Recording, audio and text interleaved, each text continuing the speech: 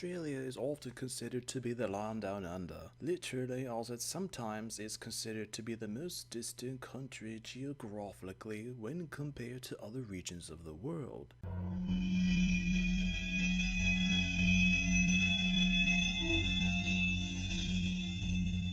The name of Australia was an Anglicization of the Latin Terra Australis, as since prehistory there were concepts that the East and West were being held in place by a great southern land. This land was hypothetically considered to be beneath the world, or at the southernmost edge of what was considered to be the world at the time. Prior to official European discovery, there have been unofficial claims of earlier said times for the discovery of Australia by Europeans or even Asian sources. None have been taken seriously or acknowledged fully due to the lack of proof or the hesitation or refuting of the Dutch/English origins of what is now considered to be Australia in the early 1600s. Due to the remoteness of the region on the course of travel in subsequent centuries, it's now theorized that if there were ever alternative sources of evidence to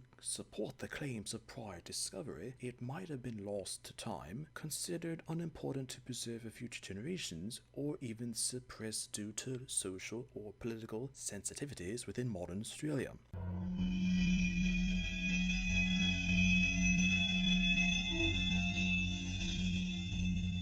The claims of the Great Southern Land far away from all formal claims of Europe, as well as the empires within Europe, were important to England, especially with the fact that when the British colonies in America declared independence and later formed the United States of America, prisoners from England were sent to the 13 colonies annually, and there were a serious need for a new location to send these unwanted prisoners of peoples out of Britain. Despite the fact that the Dutch had minor explorations in what is now Western Australia, Britain knew of the existence of New Holland, but didn't think the region was worth settling. However, with the loss of the American colonies and the fact that New Holland was claimed by the Dutch, but weren't necessarily enforcing their claims to the continent, led Britain to later seize Australia, as Britain later colonized Australia, but never held any real intentions to fully develop the continent due to the harsh environment that is Australia.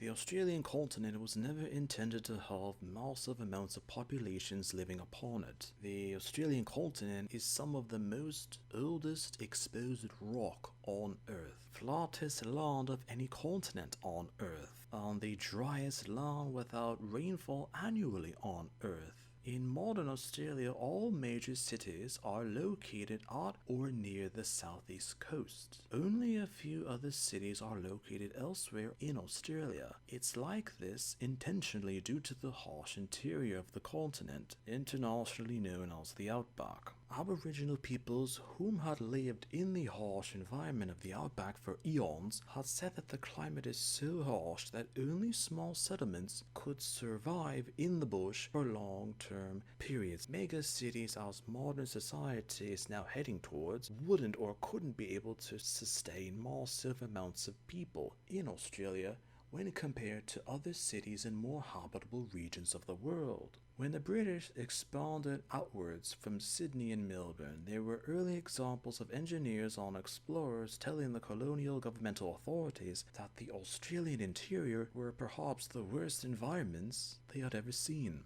and that much like the Aboriginals had mentioned, no large settlements could be made aside from the coastal regions. In early settlement of Australia, these claims were understood, as well as the concepts of settlement were essentially that Australia would be just a few sparse settlements and just produce a certain amount of goods and supplies for Britain's empire. As even into the 20th century, there was a sort of relatively unknown consensus as to what exactly was in the outback.